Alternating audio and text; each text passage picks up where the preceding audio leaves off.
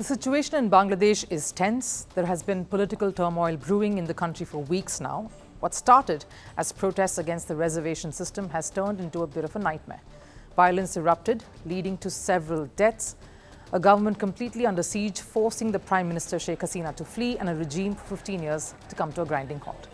And this catastrophe has not spared anyone associated with the government. Bangladesh former cricket captain Mashrafe Mortaza, remember, he turned politician and secured a seat for a second consecutive term for Sheikh Hasina's Awami League, also bore the brunt of the protesting public. Mortaza's house was vandalized and set ablaze.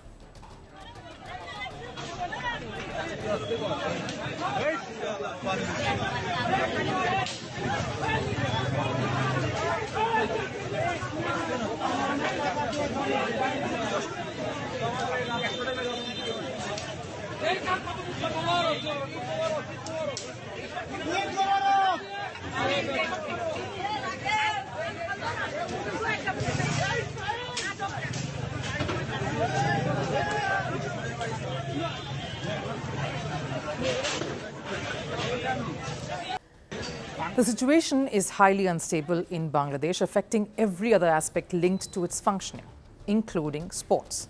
Now, cricket is a huge commodity in Bangladesh, and in just 3 months from now, in the month of October, the first few weeks of October, the country was set to host the ICC Women's World Cup.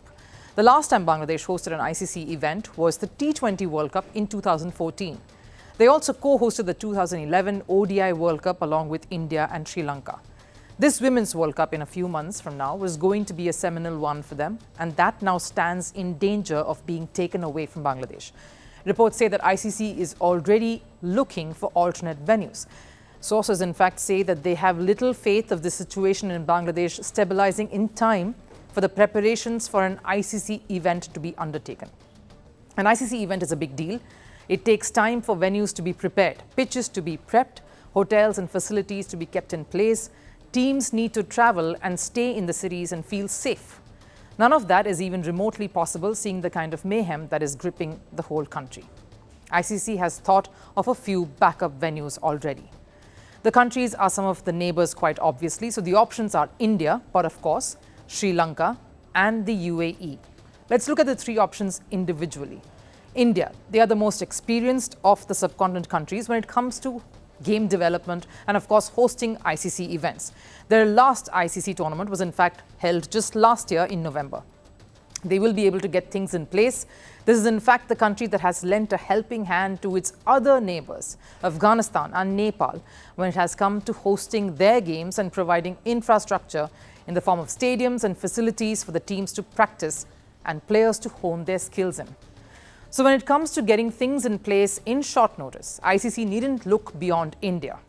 The only snag here would be the issuance of visas to the Pakistan team, as that takes a while. But that could also be handled if it comes down to picking India as the venue. The other option, of course, is Sri Lanka.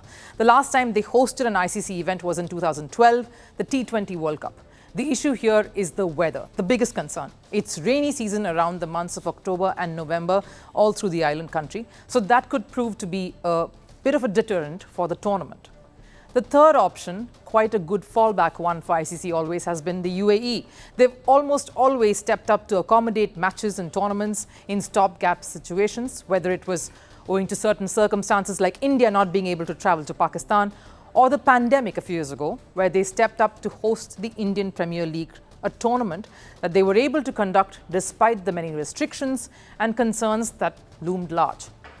UAE has the infrastructure and facilities to handle multiple team events. The only concern would be the tracks that need to be prepped to provide more evenly contested matches. ICC will have to make their decision rather quickly, as they will have to give the new host enough time to get the preparation started. And it's a tournament that has to take place with no hiccups.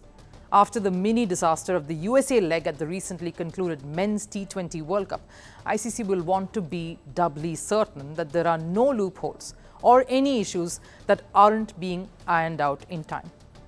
It's a massive blow for Bangladesh as a cricketing country, and for the people who love the sport and are ardent fans, passionate fans who travel the world over to support their team. For a country that only burst onto the international scene as late as the late 1980s, and attained full ICC membership only as late as 2000. Bangladesh had made massive strides in the sport, but this situation is threatening to peg them back if not resolved. Climate change is on our doorstep. It's time for a revolution to take root. And it starts with 1.4 billion Indians. It starts with one tree for humanity, one tree for Mother Earth, one tree for our future. Project One Tree, a News 18 network initiative.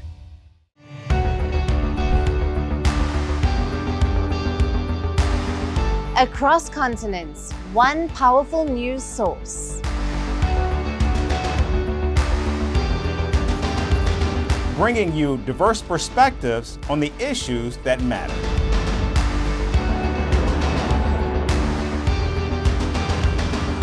We go beyond the boundaries to give you that little extra about every sporting moment.